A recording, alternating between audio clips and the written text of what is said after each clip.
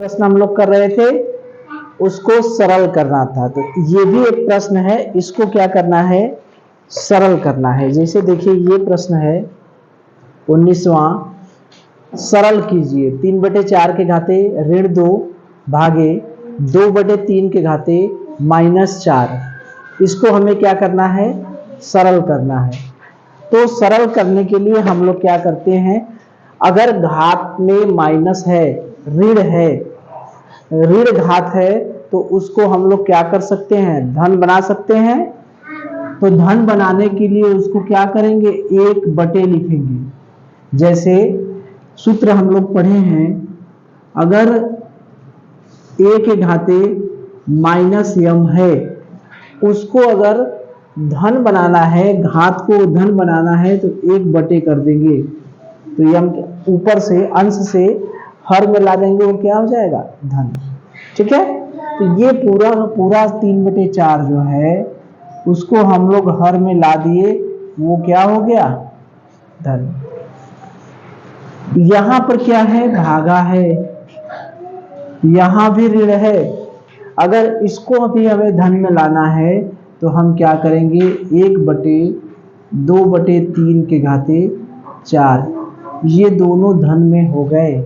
ठीक है, अब देखिए इसका क्या मतलब हुआ, 1/, घात है 3 के घाते 4 बटे 4 के 3 के घाते 2 बटे 4 के घाते 2, ये हो गया। उसको अलग अलग हम लोग कर लिए। यहां पर भागे 1/2 के घाते 4 बटे 3 के घाते 4। अब इसको हम उलट दें, जैसे 1/1/2, इसका क्या मतलब हुआ, यानी 1 में हम 1/2 से भाग दे रहे हैं। इसको गुणा में करेंगे तो ये तुरंत पीछे वाला उलट जाएगा, यानी 1/2/1, यानी ये जो नीचे है उसका गुणा ऊपर हो जाएगा और नीचे बच जाएगा, यानी इसका गुणा इसमें हो जाएगा 1/2/1, यही हुआ। अगर इसको हम भागा 1/3 के घाते 4 है, यानी इसका गुणा ऊपर होगा और ये नीचे रह जाएगा, यही हुआ। अरे भाई 1/1/2, इसका मतलब क्या हुआ, 1 में 1/2 का भाग दिए, तो इस भाग को जब भी हम गुणा में चेंज करेंगे तो ये उलट जाएगा। तो यहाँ पर 1 में 1/3 के घाते 2 बटे 4 के घाते 2, इसका क्या मतलब हुआ, 1 में हम 3 के घाते 2 बटे 4 के घाते 2 से भाग दे रहे हैं। इस भाग को अगर हम गुणा में चेंज करेंगे तो 1/4 के घाते 2 बटे 3 के घाते 2, यही ना हुआ। यानी 1 में 4 के घाते 2 का गुणा हो गया, जो सबसे नीचे है उसका गुणा ऊपर हो गया और बटे में बचा। तो यहां से हो गया 1/4 के घाते 2 बटे 3 के घाते 2, ये भागा। सेम वही चीज, इसका गुणा इसमें हो जाएगा, 1/3 के घाते 4 बटे 2 के घाते 4। ठीक है, अब यहां से हो जाएगा 4 के घाते 2 बटे 3 के घाते 2 भागे 3 के घाते 4 बटे 2 के घाते 4। अब इस भागा को हम गुणा में चेंज करेंगे तो उलट जाएगा, क्या करेगा, उलट जाएगा, ऊपर वाला नीचे, नीचे वाला ऊपर। भाग को जब भी गुणा में चेंज करेंगे तो नीचे वाला ऊपर, ऊपर वाला नीचे। तो यहां से देखिए 4 के घाते 2 बटे 3 के घाते 2, अगर हमने इसको गुणा में चेंज किया तो ये नीचे वाला ऊपर, ऊपर वाला नीचे, यानी 2 के घाते 4 ऊपर चला जाएगा और 3 के घाते 4 कहां चला आएगा, नीचे। अब देखिए 4 के घाते 2, उसको क्या कहेंगे हम, 16। अरे 4 × 4 क्या होगा, 16, यही ना हुआ। 4 के घाते 2, इसका मतलब 4 × 4, यानी क्या हुआ, 16। 2 के घाते 4, इसका क्या मान हुआ? 2 के घाते 4 का मतलब 2 का कितनी बार गुणा? 4 बार गुणा।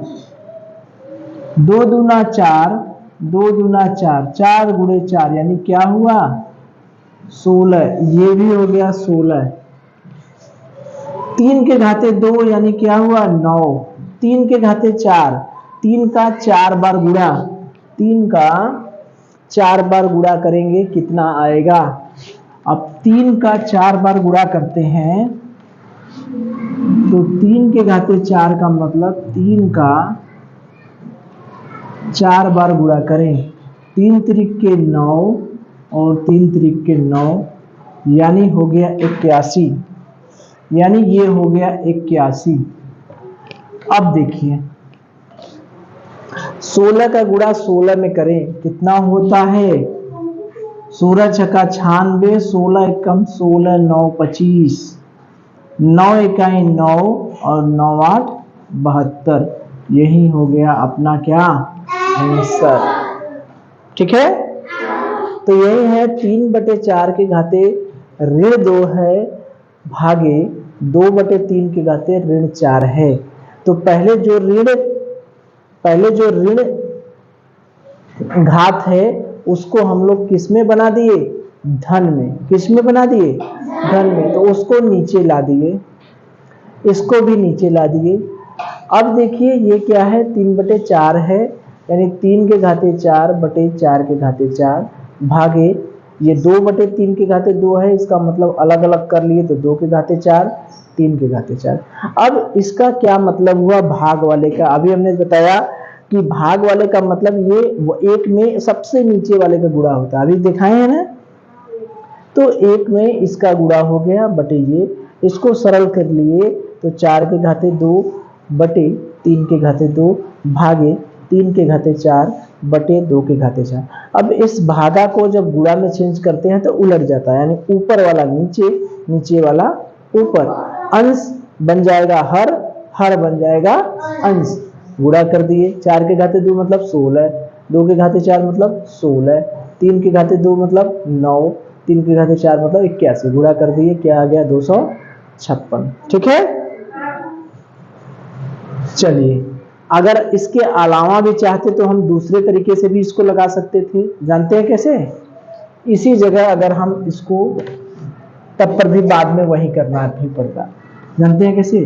जैसे यही हम इसको ओपन कर लेते हैं, इसको यही ओपन कर लेते। 3 के घाते ऋण 2 बटे 4 के घाते ऋण 2 भागे 2 के घाते ऋण 4 भागे 3 के घाते ऋण 4, ऐसे ही ओपन कर लिए। ठीक है, तो इसका क्या मतलब हुआ? अब फिर भाग को गुणा में चेंज करें तो ऊपर वाला नीचे, नीचे वाला ऊपर। तो 3 के घाते ऋण 2 बटे 4 के घाते ऋण 2 गुणे 3 के घाते ऋण 4 बटे 2 के घाते ऋण 4। अब 3 के घाते ऋण 2 का मतलब फिर बटे में ही होता है, इसको नीचे लाएंगे तो धन होगा और इसको ऊपर ले जाएंगे तो धन होगा, वही होगा ना। इसको ऊपर ले जाएंगे तो धन होगा, यानी 4 के घाते 2 हो गया, और इसको नीचे लाएंगे तो धन होगा, ये हो गया। इसको नीचे लाएंगे तो ये धन होगा, यानी 3 के घाते 4, और इसको ऊपर ले जाएंगे तो ये धन बन गया 2 के घाते 4। वही चीज आ गया कि नहीं? 16 गुणे 2 के घाते 4 मतलब 16, यहाँ 9 गुणे 81 क्या आ गया? 256 बटे 729। यही हमारा क्या हो गया? आंसर। ठीक है, चलिए देखिए इसको सरल करना है तो ये तो बहुत आसान है। कैसे? यहां इन दोनों को देखें तो आधार समान है, घात अलग अलग हैं। हमारे पास एक सूत्र है a के घाते m गुणे a के घाते n बराबर, अगर आधार समान है घात अलग अलग है तो दोनों क्या होते हैं? जुड़ जाते हैं। तो यहाँ पर क्या हो गया? दोनों जुड़ जाएंगे, गुणे 3 के घाते 9, 3 के घाते 5 4 कितना हो गया? 9 गुणे 3 के घाते ऋण 9। फिर वही आधार समान है घात अलग अलग है, फिर क्या होगा? जुड़ जाएंगे 9 ऋण 9 यानी 3 के घाते 0, यानी उत्तर क्या आ गया 1। किसी भी संख्या के घाते 1 0 रहता है, इसका मतलब क्या हुआ 1। ठीक है, देखिए इसको सरल करना है तो इसको हम अलग अलग तोड़ लें। 2/3 के घाते 2 है, इसका मतलब क्या हुआ 2 के घाते 2/3 के घाते 2, अलग अलग कर लिए। 4 के घाते 2, इसका मतलब क्या है 4/9 के घाते 2, इसका मतलब 4 के घाते 2/9 के घाते 2 गुणे, ये देखिए 2/3 के घाते ऋण 2 यानी 2 के घाते ऋण 4/3 के घाते ऋण 4। यहां तक तो कोई दिक्कत नहीं है। अब देखिए 2 के घाते 2/3 के घाते 2 गुणे 4 के घाते 2/9 के घाते 2 गुणे, अब देखिए ये ऋण है, इसको धन बनाना है तो कहां करेंगे नीचे, ये नीचे वाला ऋण है, इसको धन बनाना है तो क्या करेंगे ऊपर। याद करिए a के घाते ऋण m है तो उसको धन बनाना है तो क्या कर देंगे नीचे, या 1/a के घाते ऋण m है उसको धन बनाना है तो क्या करेंगे ऊपर। ऊपर ऋण है 1/, कर दिए तो वो धन बन गया, या ये 1/, ऋण है उसको ऊपर कर दिए तो वो धन हो गया। यानी हम 2 के घाते 4 को नीचे ला दिए वो धन बन गया, और 3 के घाते 4 को ऊपर लेते गए वो क्या हो गया धन हो गया। अब जो कटे उसको काट दें, नहीं ना करेंगे। अब देखिए यहां से बचेगा 2 के घाते 2 मतलब 2 का कितनी बार गुणा 2 बार, 4 के घाते 2 मतलब 4 का कितनी बार गुणा 2 बार गुणा, 3 के घाते 4 इसका मतलब 3 का कितनी बार गुणा 4 बार गुणा, यहां 3 के घाते 2 इसका मतलब 3 का 2 बार गुणा, 9 के घाते 2 इसका मतलब 9 का 2 बार गुणा, 2 के घाते 4 इसका मतलब 2 का 4 बार गुणा। क्या क्या कटेगा 1 3 से कट जाएगा, 1 3 से कट जाएगा, 1 2 से कट जाएगा, फिर ये 2 से कट जाएगा। ठीक है, अब यहां से देखिए 2 में 2 का गुणा करेंगे कितना होगा 4, 2 में 2 का गुणा करेंगे क्या होगा 4, तो ये 4 इस 4 से कट गया, कट गया। अब देखिए 3 में 3 का गुणा करेंगे कितना होगा 9, 3 तरीके क्या होता है 9, यानी ये दोनों 3 एक 9 से कट गया, क्या क्या बचा 4, नीचे क्या बचा 9। ठीक है, यही हमारा क्या हो गया।